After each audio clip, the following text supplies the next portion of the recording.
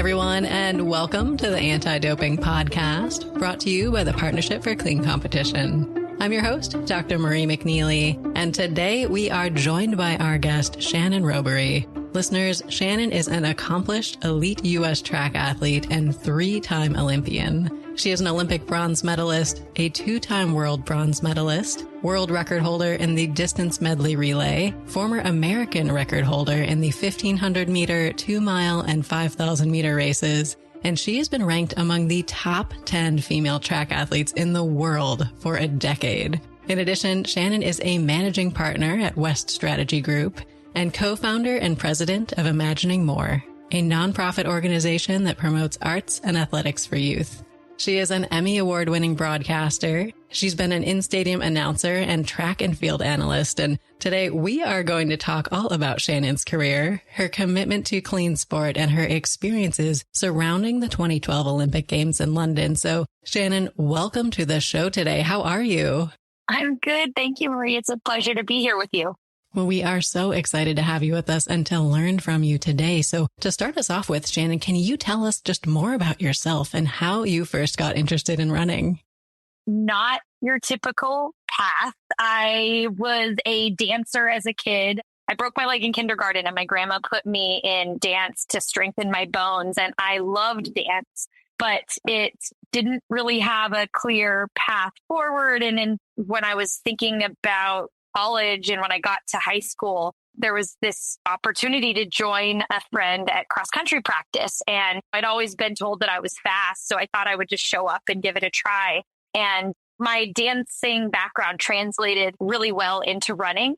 And what was amazing about sports was that there was this path forward through college to get a college scholarship and continue to develop as an athlete while also developing academically. And so in a way, I feel like it was just this lucky series of events that led me down the path. And as a kid who grew up never thinking I wanted to be an athlete, I feel really grateful now to have had this life and this career that's really been so completely impacted and influenced by sport. Well, Shannon, I think that is so cool. And I think there are so many kids around the world who get involved in some sort of sport during their school years and maybe continue in college. But when did you realize that you wanted to really seriously pursue track?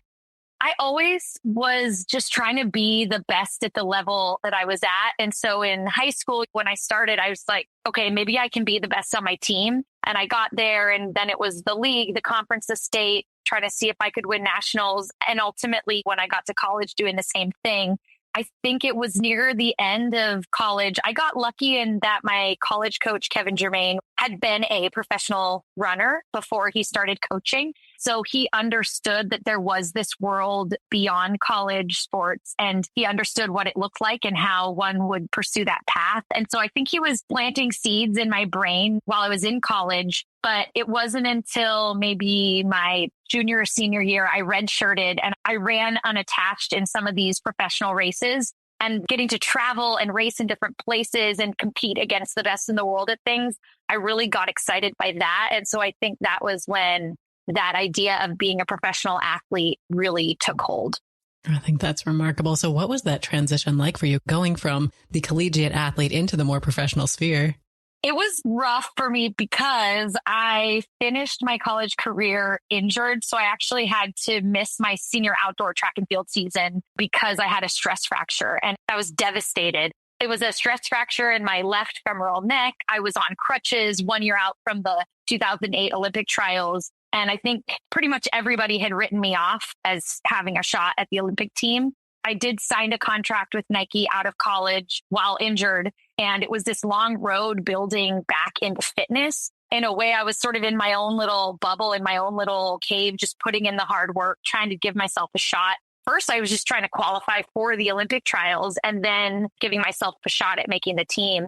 So that transition was definitely not what I ever would have expected. It was really emotional and hard, but it was also this opportunity for me to really get, I guess, to the root of sport and who I was as an athlete in sport. And so from a physical standpoint, I spent a lot of time understanding why I got injured in the first place, and used that year leading up to the 2008 Olympic trials to really lay, once I understood why I got injured, I have a leg length difference. doing things like getting orthotics to mechanically correct that issue, doing strengthening exercises so that my muscles could be my first line of defense, and also building a really strong team around me so that I could be more resilient. And so although that year was really hard, it created this strong foundation that I think enabled me to have such a long, successful career.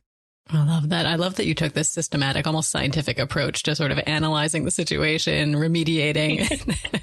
So then how did you bounce back? How did you decide, I guess, that you wanted to continue? This stress fracture could have ended your career, but you decided, all right, I'm going to make it to these Olympics in 1 year.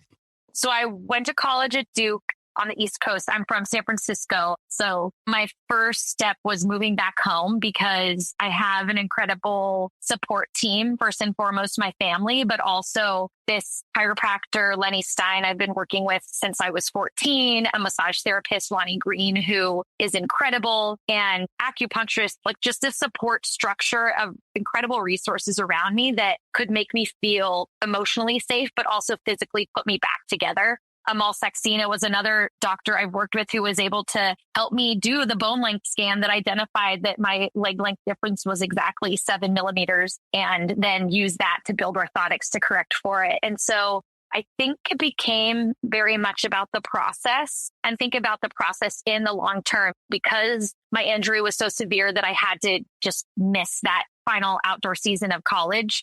It gave me a longer timeline. So instead of rushing back, I had 12 months and I wanted to do everything I could to build back methodically and better than before, if at all possible. So I think I just really used this team around me to build a strong plan, and then just committed to that day by day execution of just all the little things I needed to do and really focusing in on the process. And by the time I got to about a month and a half out from the Olympic trials, or actually even maybe 6 months in, I went through indoor nationals, ended up winning indoor nationals in the 3K. And that was sort of my first big breakthrough. And then as we led up to the Olympic trials, I had been struggling to hit the qualifying mark. And then I had this big breakthrough race where I had a huge personal best and went from being kind of a dark horse to the fastest American athlete in the country that year in the 1500. So it was kind of this Cinderella story, if you will. But I think the outcome was so much a result of just really focusing in on the process and committing to that daily effort to give myself a shot. Definitely. And Shannon, I have to ask, because just looking at the timeline here, we mentioned you graduated, you finished college in 2007, you got your master's degree and competed in your first Olympics in 2008, which is just amazing. How were you balancing this immense effort for your athletic career with your academic pursuits? I'm glad it's done. It was a lot, once again, sort of like head down and putting in the work. The master's that I got was a master's of humanities. It was a 3-semester program. I had been working on my master's, so I was in my second semester when my stress fracture happened. I did take the fall off so I could go home to San Francisco and really focus on recovery. But then Duke's rules are such that I could not postpone beyond that one semester. So it was the spring season leading up to the Olympic trials that I had to go back to North Carolina. I had to finish my courses. Fortunately, the professors at Duke maintained their high standards, but they were willing to be flexible in terms of that in-person or in classroom. Like, as long as I created the papers, as long as I showed up to the important events, they were willing to be flexible and work with me, I guess I should say, work around the schedule that I was dealing with. But it was a lot to juggle. And in the moment, you're just sort of like, but you just commit to just each day, just try to chip away. It can be pretty crazy when you then look back and realize how much you were able to accomplish. So I'm glad that time is over, but I'm really proud of what I did. Oh, absolutely. And your education didn't stop there. You went on to get business training at Dartmouth and Harvard. How did you decide to pursue these educational pursuits, again, juggling that athletic career? So the tough next step was a program I was able to participate in thanks to the USOPC and really innovative thinkers at Dartmouth at their Tuck Business School. And the idea of that program was to create an opportunity for professional athletes and Olympians and military veterans and bringing them together, which was, I did that program back in 2017. And I think we were only the second year or maybe the third year that they had done it. And it was a really innovative way to think about the similarities between elite athletes and military veterans. Now, when I go and step on the track, my life is not on the line, but we do as Olympians have high stakes. We have to be resilient. We have to work as a team. We have to perform under pressure. And so there was this mutual respect and ability to share learnings between these elite athletes and these military veterans. And so that program was kind of a very concentrated business school where it was exposure to different aspects of business, so that we could upskill. And then I was fortunate to be able to continue that learning through Harvard's crossover into business program, which was a semester course. And then also IMD, which is in Lausanne.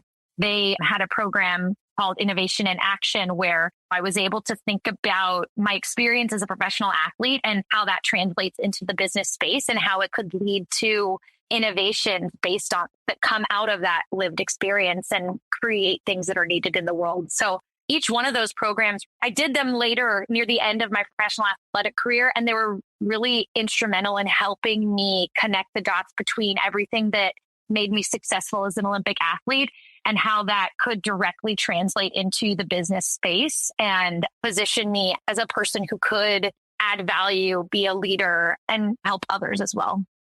Well, Shannon, this all sounds fantastic. And I must say I'm tremendously impressed because I know even just the training for your athletic career is a lot. So can you maybe give us some insight into what your training regimen looked like when you were competing at the peak in this international level?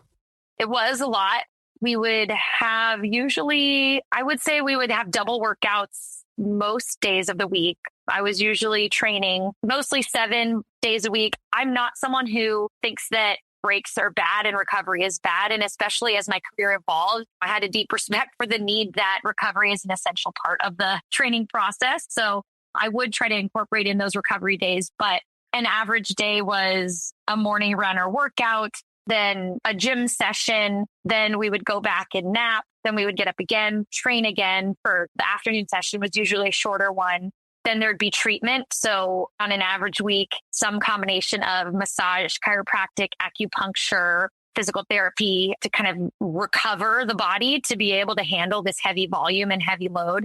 And on a weekly basis as well, it was usually 1 long run, 2 track workouts, and then the other runs in between were either recovery. And when I say recovery run, be anything from maybe 8 miles in the morning and then another 3 or 4 in the afternoon. As a 1500 meter runner, my mileage was maybe 70, 85 miles a week.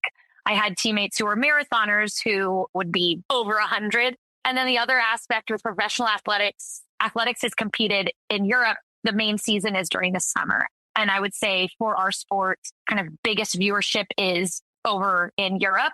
So typically on a given year, I would spend the winter altitude training somewhere warm.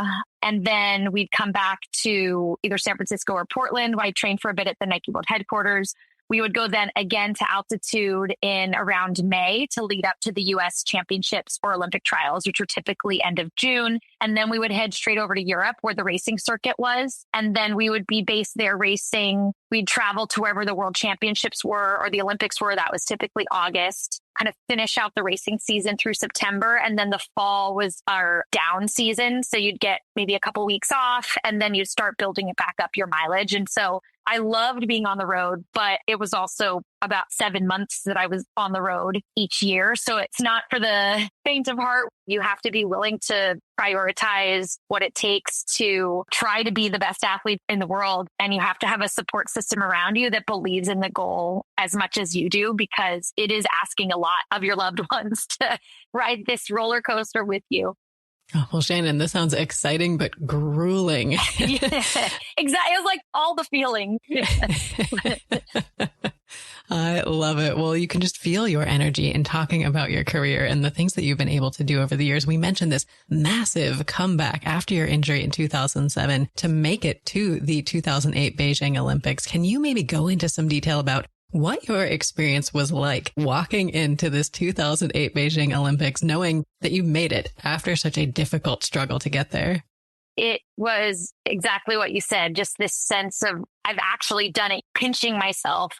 It was really fascinating to be an Olympian, part of that grand production that is the Olympics. for us going into the opening ceremonies, as an athlete, it translates beautifully on television, but there's a lot of lead up on the back end, not even mentioning the months and months that the planning committee has prior. But as an athlete for Beijing, especially, we left the Olympic Village dorms around maybe 4 p.m., but we didn't enter the Olympic Stadium until maybe 9 p.m. And in that 5 hours in between, and remember, we were in Beijing and it was hot and humid, and our opening ceremonies outfits were like wool coats and wool pants with a wool hat. And we had these scarves around our neck that were red and white that we were all sweating so much that the scarves were bleeding red onto our white shirts. But we left the village and then we walked to the indoor stadium where we met the president. He came and spoke to us. And then we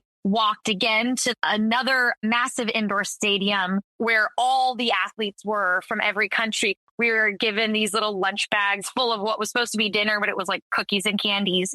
And then on the big screen, it would say a country, and then that country would line up to go into the stadium.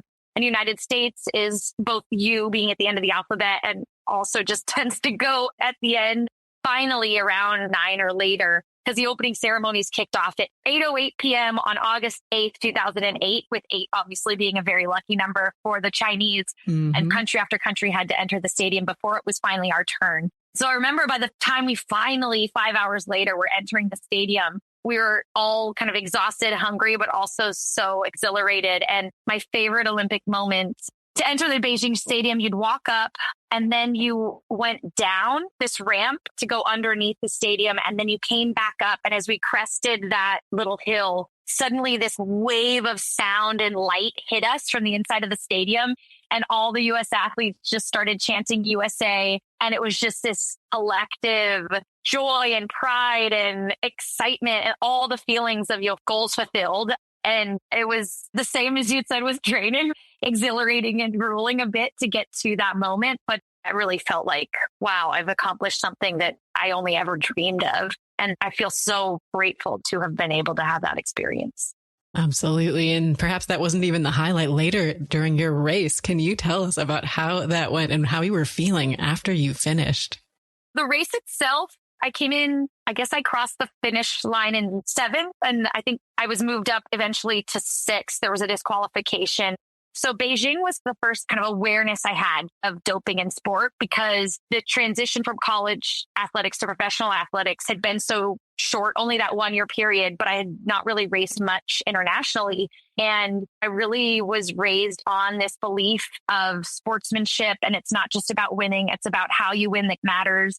And you're building a legacy. And so I would rather quit than cheat. I want to accomplish results that I can be proud of, come what may. But the Beijing Olympics, so normally in the 1500 meters, there's 3 rounds. There's a qualifying round, a semifinal, and a final. And as we were in the Team USA camp, which was in Dalian outside of Beijing, I was gearing up for the qualifying rounds. And then we got a notice that they'd been canceled because several Russian athletes, not just in the 1500, but some of whom were in the 1500. In fact, Tomashova, who, spoiler alert, later was disqualified from London, moving into bronze. Tomashova was one of the athletes, and essentially the DNA of their in competition and out of competition urine didn't match. So they had been disqualified like pretty late leading up to the Olympic Games, which meant that the total number of athletes entered in the 1500 fell below the number that would have been appropriate to have 3 rounds. And so suddenly we only had 2, which was very strange. As an athlete, you prepare for the rounds, and also the rounds, they're impacted by fitness. So if you're a stronger athlete, you'll see definitely a drop in performance for those athletes who aren't as strong. If you are strong, you can tend to continue to maintain pretty solid performance all the way through.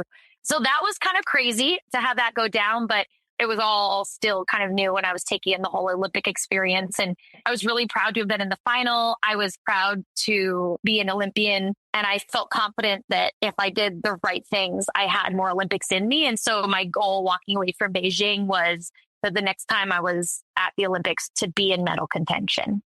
Absolutely. And then fast forward 4 years later, after I imagine much more grueling training, you were competing again now in London. in 2012. So what was it like qualifying for your second Olympics? And can you maybe share how you were feeling leading up to this fated 1500-meter race? By that point, I'd had 4 more years of professional athletics. I'd been on the racing circuit. I'd gotten bronze in 2009 at the World Championships. And then in 2011, I had a foot injury that impacted my training. And I did make the World Championships in 2011, but I didn't make the final. So I felt like a much more mature athlete, or a much more seasoned athlete, I should say, by the time I got to the 2012 Olympics in London. And going into that Olympic Games, really wanting to go in and giving myself a shot at medaling. But then as we led into the Games itself, there was a lot of conversation and a lot of red flags around the athletes that were participating in the women's 1500. So we had Tomashova, who I mentioned, who had come off a ban for very clearly cheating, who now was back being allowed to compete in the Olympics and running as good as ever. We had a Turkish athlete who had served a ban as a junior, who was back being allowed to compete. I hadn't raced her at all. And suddenly in the Olympic year comes out of the woodwork and she's running these phenomenal times, as is her fellow Turkish athlete who was a junior athlete. And there were other kind of questionable performances as well. But it was hard to wrap my head around the Games because on the one hand, I felt like I was in the best fitness I had ever been in. I felt like I was mentally experienced and physically prepared. But on the other hand, there were all of these unexpected people with suspicious performances or suspicious past that were suddenly thrown into the ring. So it was tough. As an athlete, you really look at your competition and you build your tactics around what their patterns are. But when you've never raced someone before, that's harder to do. So it was a weird space to be in because of all of those factors. And let's talk about the race itself. Can you share what your experience was like actually running this race and then crossing that finish line in 6th place? The race went out so slow, like high school pace, and we were all just biding our time. And it's tough in the 1500. There's some events like an 800 where leading from the gun can be an advantage in that you have a clear path. And then also like a longer race, leading might be okay if you're more fit than the rest because you can really string it out and get a gap on those people. But in the 1500, it's short enough that you can't usually get a huge gap on people. But it's long enough that if you do go to the front, you could kind of become the sacrificial lamb, the person that everybody else just keys off of and then kicks past at the end. And given the field of athletes, I certainly didn't feel like I was head and shoulders above them, that I could go just a race from the gun. Maybe that would have been my better choice, but at the time, that's where my head was at. And so I just tried to stay with the pack. I tried to stay in contention, but because it was so slow, ultimately with about a lap to go, everyone was jumbled. There was a lot of movement. There ended up being a fall. My fellow American, Morgan Usini, fell. Another athlete, Shannon Rowbury, fell. And at that moment, the race blew apart. And we had the Turkish athletes who were later caught for doping were able to put in these incredible kicks that just weren't normal human moves. And Tomashova, who I think at that point was nearly 40, was able to also put in this incredible move. And I remember in that last lap, feeling like I was giving everything I possibly could, but these people were running in a way that just felt odd. It just wasn't what a race was normally like. It didn't play out the way a race normally would, even in a slow race with a kick. So it was hard coming in that final straightaway, just, digging as deep as I could, but just seeing those positions just slip away. And I remember walking off the track, seeing my family and my boyfriend, who is now my husband, Pablo. And when we saw each other in that Olympic green afterwards, it was just this somber mood, not because I had come in 6th, like they loved me regardless, because we all felt like something was off and we had no proof at the time, but just this frustration that it felt like the game was rigged and we felt powerless to do anything about it. Definitely. And did you stay to watch the medal ceremony for the race? No, I was out of there.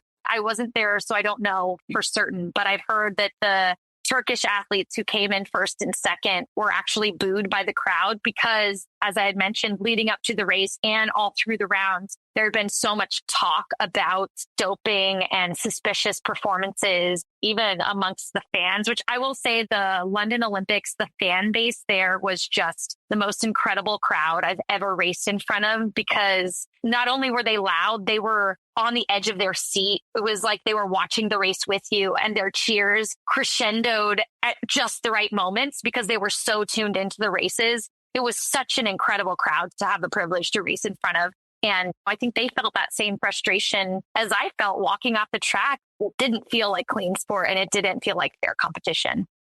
I think it's so important to hear you share these perspectives and your experience in the race, because I think this is something, like you said, you had been working towards for so long. You had been training so hard. And then you find out officially, almost a year later in 2013, the news broke that the first place finisher from that race tested positive for banned substances. And then now fast forward again, 3 years later, 2016, the second place finisher was also officially disqualified and stripped of medals for doping. So now to orient listeners, the original third place finisher is now in gold medal position, fourth place now silver, fifth place now bronze, and you were just outside of getting a medal. So how did you react when you got the news for each of these subsequent disqualifications? Oh, it was this mix of validation and heartbreak, especially the fact that Tomashova, who I felt didn't deserve to be in the race in the first place because she'd already served a ban for very clearly doping, was now upgraded to silver. And each time it was this validation of what I had suspected, that I wasn't crazy and that I wasn't just a sore loser, that in fact these people had been cheating, but also this frustration that A, they were even allowed in the race in the first place, and B, that someone who had served a ban was now going to get a medal upgrade. And in 2016 as well, I believe it was a WADA report, like a very thorough and comprehensive report that started to uncover it wasn't just the race itself, but it was actually IAAF, which is now rebranded as World Athletics, and this systemic corruption from the presidential level, that Lamine Diack was accepting bribes and extorting money to cover up doping bans, to throw major championships to the cities and countries who would pay him the most. That I think it's his second in command was a Russian man who was helping to facilitate this Russian doping program. And I remember, as I understood just how widespread this all was, I began to feel this sense of almost helplessness. Where do we even begin to right the ship if it has gotten to a point that the president of our sport, the person who is supposed to be ensuring clean and fair competition, is actually one of the sources of the problem? Each piece of news was just absolutely devastating. Definitely. And seeing these disqualifications drop in the news, did you have a sliver of hope that there might be more? I did. And then as the years passed, I started to get more and more scared that justice would never be served. And in fact, by 2025, 13 years after London, I was broadcasting for NBC for the Paris Olympics. And I remember multiple nights after the competition was done, because I would watch it with my fellow broadcasters. It was such a wonderful experience. And I would watch these races in Paris. And for the most part, the races felt real and legitimate. And they felt like races that I could be really excited about.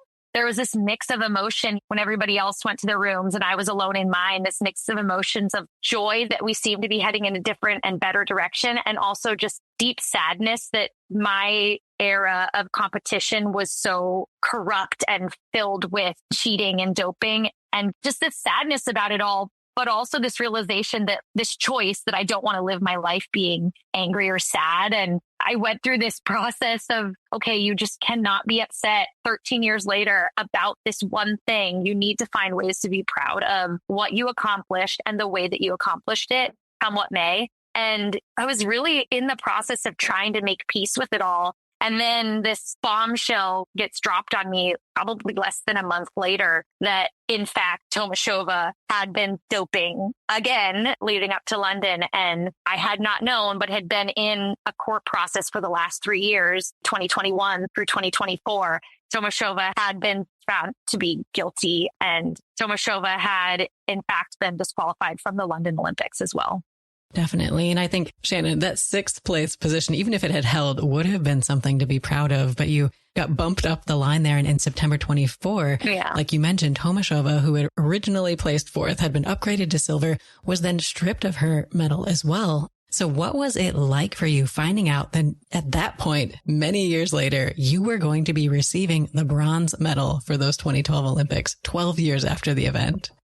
So I turned 40 in 2024, and my family and I had gone to the Galapagos Islands to celebrate.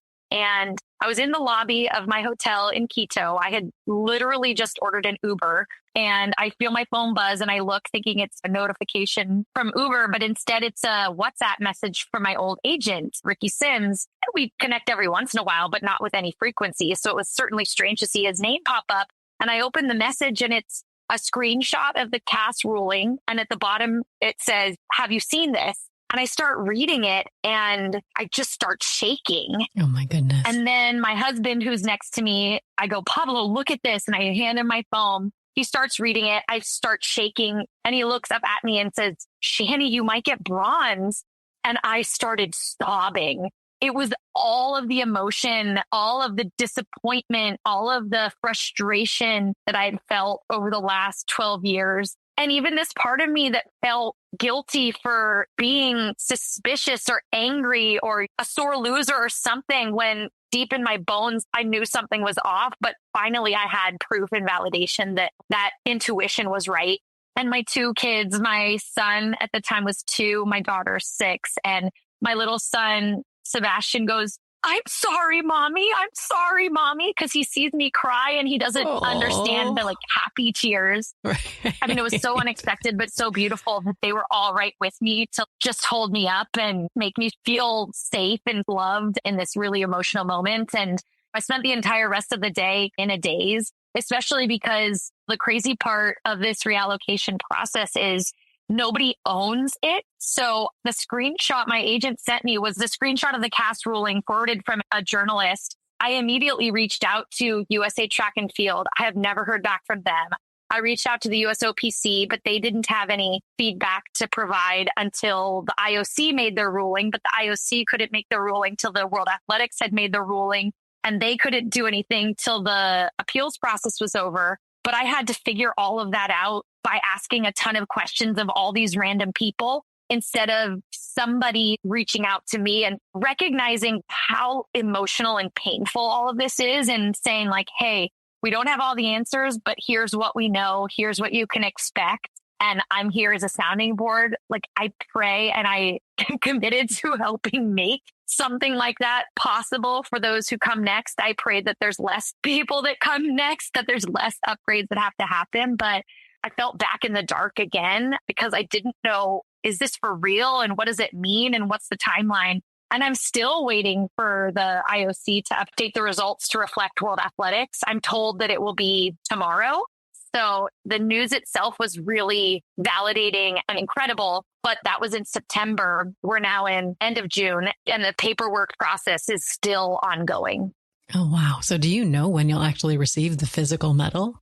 So in my brain, because I like structure, my understanding of the reallocation process is that it's kind of 3 phases. Phase 1 is the court process, which began when they retested Tomashova's 2 samples from the summer of 2012. They were found positive, and then the legal process started. And it seems that it was 3 years in that court process.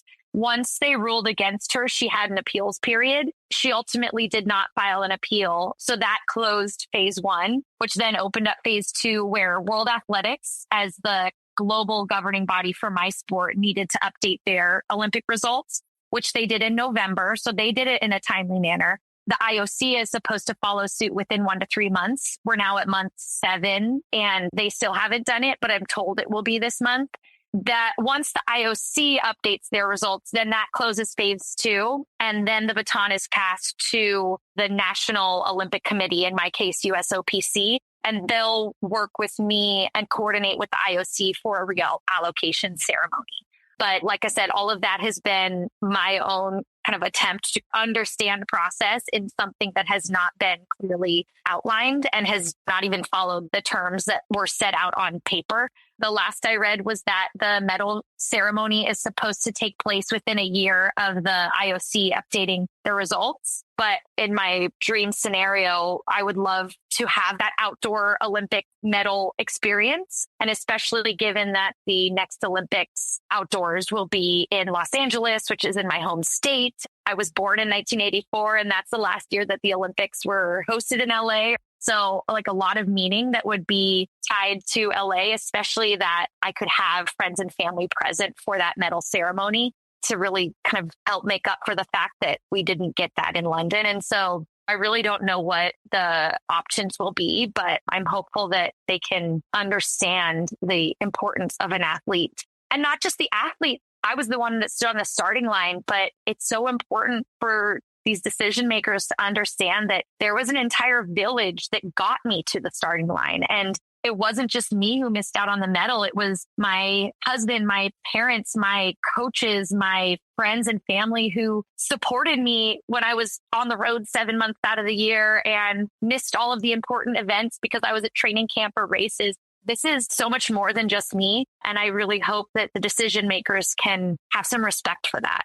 Absolutely. And I think the whole situation is frustrating, and this sort of ongoing uncertainty is frustrating. And to think about just in this one race in 2012, there were multiple reallocations, and that's ultimately 6 of the top 9 finishers in the 2012 Olympic women's 1500 meter race were later found to have been doping. I think that is perhaps unprecedented, and there were waves of coverage in the news. So can you comment on, Shannon, how did this impact your sport more broadly? It's had a big impact on sport. I mentioned in 2015, 2016, the president of IAAF was arrested and his sons were arrested by Interpol because he had been extorting money and accepting bribes. And IAAF rebranded as World Athletics. We now have a new president, Sebastian Coe. He's been in his position for a while now.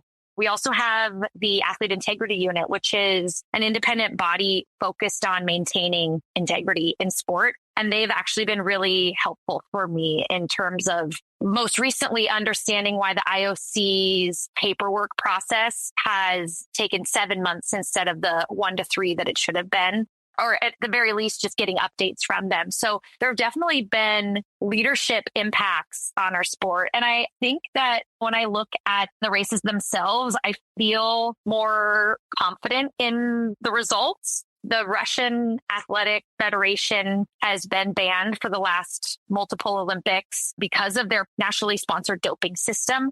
Countries like Kenya, who didn't have any national anti-doping, have had to create a better doping control program in country to ensure that their athletes were competing clean. And there's other countries that have had the same deadlines placed on them to level up when it came to anti-doping.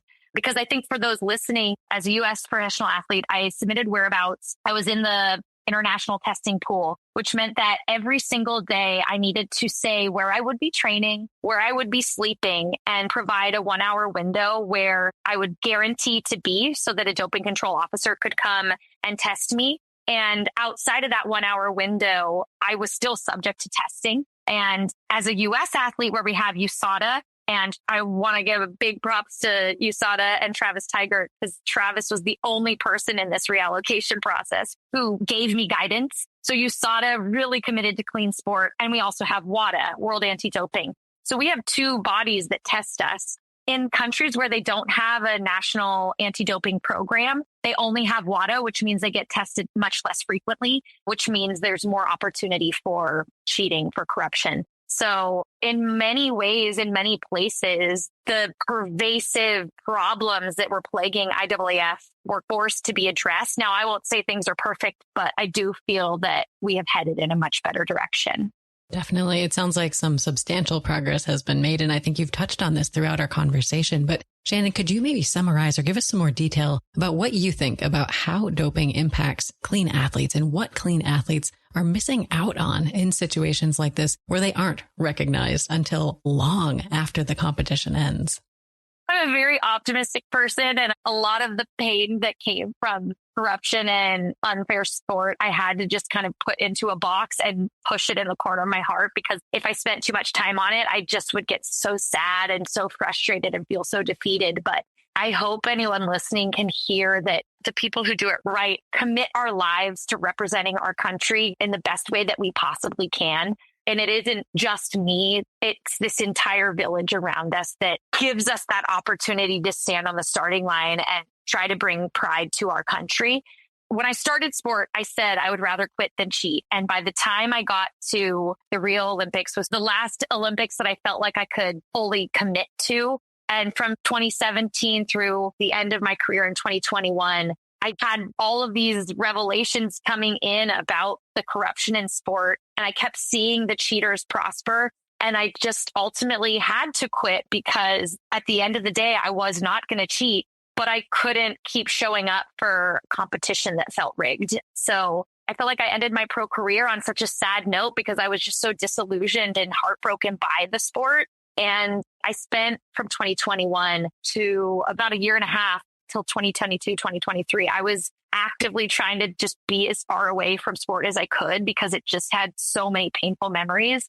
And in the long term, I was able to slowly come back into sport because for me with running, the running community is incredible. There's beautiful, thoughtful, intelligent, friendly, humble, hardworking people. They were kind of my first hand that helped me step back in. And then on top of it, I'm blessed to do a sport that I can go for runs with friends. I can also go for runs by myself, but it's a sport that helps clear my head, helps me feel healthy in my body. So between the community and just sort of that mental clarity and like calm that comes from running, I've slowly made my way back into sport. And I'm so grateful that I did, but I really had to take some time away because of all of the pain it had caused. So to your question about the impact of doping on sport, I think it really breaks dreams and it breaks people's ability to dream when you have cheaters coming out ahead consistently. So even from that sense of what's possible and belief in the greater good, protecting clean sport inspires people. So it's so important to make sure that what we're putting in front of them is true and fair and what sport is meant to be. Well, I appreciate you sharing what this experience was like for you firsthand, because I think it's hard for us as the audience watching the race to really put ourselves in your shoes. But I think these doping situations have emotional consequences. You mentioned this is just like a traumatic experience, but also these financial and career lost opportunities as well. Can you maybe comment on that aspect of it? If I go back in time, 2012, medaling in the London Olympics made me the first American woman to ever medal in that event. It also made me the first San Franciscan born and raised to ever win a medal in an individual event. There's my shoe contract bonus that I missed out on, which included rollovers that would have impacted the next 13 years of my earnings. There's the missed sponsorship opportunities. So being the first American woman to medal in my event would have opened doors for partnerships and sponsorships that would have carried me through the 2016 Olympics. That experience of that medal podium, kind of the self-confidence that would come from having a proof point that the work I did was equating to the outcomes I believed were possible, and the way that it would have impacted just my day-to-day and training and my ability to deliver rather than finishing fourth at Rio, perhaps higher, who knows? And then, of course, within the financial aspects of sport too, the races that we go to have appearance fees, and those appearance fees, you either get them or you don't. And if you do get them, they're higher if you are a medalist or a record holder. So there were so many tentacles of impact, both from that personal level, but then also from that financial level, that are hard to even fully quantify, but they are very substantial. Oh, definitely. I love this tentacles of impact phrase that you used there. And I think that's a perfect way to describe it. It's sort of these insidious, slippery things that are maybe even things you haven't even thought of or haven't really realized the sort of impacts that might be happening here. Right. So clearly you've been very invested in clean sport and very invested in kind of getting involved in this anti-doping movement. So can you share with us, how did you first hear about the Partnership for Clean Competition and decide that you wanted to get more involved and kind of being more public about your experience? I would really credit Travis Tigert from USADA. As I mentioned, when I got the news about Tomashova's disqualification, I reached out to so many people. And literally the only person who reached out right away, gave me what information he knew and could share, was Travis. And that wasn't his job. He's the CEO of USADA. Like, that's not his job at all. But he is humane and recognizes the impact that doping has on sport, both from the inspiration level, but that very human level and the pain it causes. And so he hopped on a call with me, shared what he knew so that I could kind of wrap my head around what comes next, kept me updated as news evolved. So that was September through kind of the end of the year. He then in the new year in 2025 had reached out and asked if I'd be willing to just share my story with the USADA team at their annual meeting. And I did that. It went well. It was virtual, but they asked great questions. And then he asked if I could come and speak at the Partnership for Clean Competition, which USADA is very involved with, and just share my story of the impact of doping on sport for these leaders who are evolving and innovating in testing techniques. And it was a 2-day conference at the MLB headquarters in April. It was so cool to sit in a room with these brilliant minds who are scientists and investigators and passionate about justice and clean sport and doing the right thing. I felt so alone for so long as these cheaters kept winning. So to be in a room full of people committed to what is fair, I felt like, okay, anything is possible. Your team is even bigger than you realized, right? All these people working to try to make sport clean. And incredible people. I think that, and this is true of many things, when you're isolated and when you feel alone, so much can feel hopeless. But when you come together and you realize who your community is, it's empowering. And I feel like the Partnership for Clean Competition, that event, and seeing just the diverse group of incredible people committed to clean sport was really inspiring. Well, I think that's wonderful. And we really appreciate you joining us at the PCC's 2025 conference and sharing your experience with the crowd. Like you said, there were many scientists in the audience, people from national anti-doping organizations, sports leagues, all of these different partners and stakeholders who I think really benefited from hearing that athlete perspective firsthand, because it's not someone they get to talk to every day, right? And it helps them see the impacts, the real world impacts of the work that they're doing every day. So thank you so much for that. It was my absolute pleasure. I felt the same meeting them. I don't get to meet many brilliant scientists that are doing this kind of stuff. So I've been tested with the things they've created for like 15 years. It was really cool to meet the people who had made these tests, and many of whom made the tests that ultimately helped clean out the cheaters from my London 2012 race. So it was really special. Well, that's wonderful. And I think part of the value of these conferences like the PCC's meeting is bringing all of these bright minds from different fields and different backgrounds together to try to solve the problems that remain in the anti-doping world. So if we gave you all of the resources you could dream up, Shannon, is there one particular problem in anti-doping that you would want to solve most? I'm so grateful for the biological passport that was started to be used more heavily. It was actually the 2011 World Champs that they did the pre-competition testing, which is what later caught many of the Russian athletes who had been, as I understand it, using their national doping program to not protect clean competition, but to instead make sure that their athletes were clean in time for competition. But they had been scheduling that kind of detox around the first round of races. And by having athletes tested when they arrived on site and doing it in kind of a surprise way. So some of the athletes that were later caught from the race, like the other Russian athlete from my 1500, she was caught from that test. Tomashova wasn't caught because she was banned at that time, but that's another story. So I am grateful for that much more comprehensive approach and really tracking athletes over time. I think that the ability of science and the evolution of artificial intelligence for analytics to really understand that athlete's kind of norms. And I think it will be important to understand as far back as we can with those athletes, especially there are some who start at the junior level. So we have to ensure that as soon as possible, we can get them into the system and that we can be managing what their normal markers should be. And if they are skewing off of that, I think that investment, which has already been made, but in continuing to invest in that is really important. And I think then innovations like the dry blood spot or the different tools that they've made to collect samples beyond the normal needle, which then make it possible to test more athletes more efficiently, is so important, because we do have some athletes that are tested monthly or multiple times a month. And we have other athletes that are tested, maybe once or twice a year. And are there ways that we can try to get athletes tested more consistently so that we ensure in that off season when they're not at the competition that they're still doing it the right way?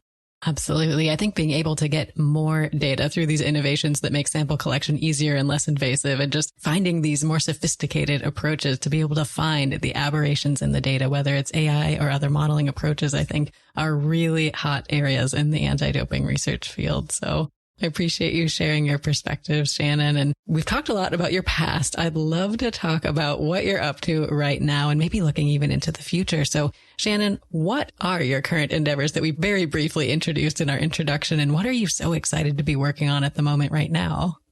My current work with West Strategy Group is focused on, we support companies with go-to-market strategy, so helping them get those early sales opportunities. But my main role is slightly different. Mine is focused on leadership and performance. And I worked with a fellow Olympian. Her name is Lauren Gibbs. She's a bobsled silver medalist. She and I worked together for a couple years at a sports tech startup, and ultimately felt there was this opportunity to take the sports performance tools that Olympic athletes leverage to be successful on the field of play and apply them toward business goals, towards life goals, just apply them more broadly towards goal achievement, towards performance leadership. We call it medalist mindset. We distilled it down into these 5 keys. And we work with businesses and with leadership teams to really help optimize performance, to really help with goal setting and creating a process to achieve that goal that you've set. So that's been really fun and fulfilling work. Also, I have another project with a pelvic floor PT named Jessica Dorrington, who helped me during my first pregnancy with my daughter, Sienna, back in 2017. And we have a book coming out. It'll go into pre-sale this fall. It releases in February called Strong as a Mother, which focuses on exercise during pregnancy and postpartum, and really is trying to give moms out there the information and tools they need to stay active and healthy during pregnancy in a way that's good, not only for them, but also for baby. So those are the 2 biggest projects that I've been working on lately. And I mentioned that innovation and action program I did at IMD and how it inspired me to think about my 15 plus years as a professional athlete and where there were opportunities for improvement or opportunities to do more. So medalist mindset and Strong as a Mother are very much evolutions from that athletic career and where I saw the opportunity to give back and do more. Well, Shannon, you have had such a remarkable career. I'm excited to learn more about these latest adventures and to check out your book when it comes out. And we appreciate you sharing all of these insights and stories with us today. If our listeners want to learn even more about you and what you're up to, what is the best way for them to do so? Well, I would love to hear from anyone. My website is shannonrowbury.com, so pretty straightforward. And my Instagram and LinkedIn are also Shannon Rowbury. So Instagram at Shannon Rowbury. LinkedIn, if you look up my name, you'll see me there. I think it says Shannon Rowbury OLY, which stands for Oli, which is the kind of like postscript applied to Olympic athletes. And I would love to hear from anybody out there. Grateful to anyone who tunes into this podcast to learn more about the incredible leaders in making clean sport possible. I've listened to the episodes myself that others have shared, and I've learned so much. So thank you for making this in the first place and for having me on it as well. Well, thank you so much, Shannon. It's been such a pleasure to chat with you. Listeners, definitely take some time to check out Shannon's website, get connected with her on social media. And Shannon, it has been a delight to have you on the show today. My pleasure. Thank you so much for, even just your research in preparing for this conversation. You are more informed than I think anyone else I've ever spoken to. So that means a lot. Oh, well, thank you, Shannon. Wonderful to have you here. Listeners, always great to have you here with us as well. And please note that the Anti-Doping Podcast features a wide variety of clean sport experts, and episodes may include statements and or viewpoints that do not necessarily reflect the views or values of the PCC. Thank you, and we look forward to seeing you on the next episode of the Anti-Doping Podcast.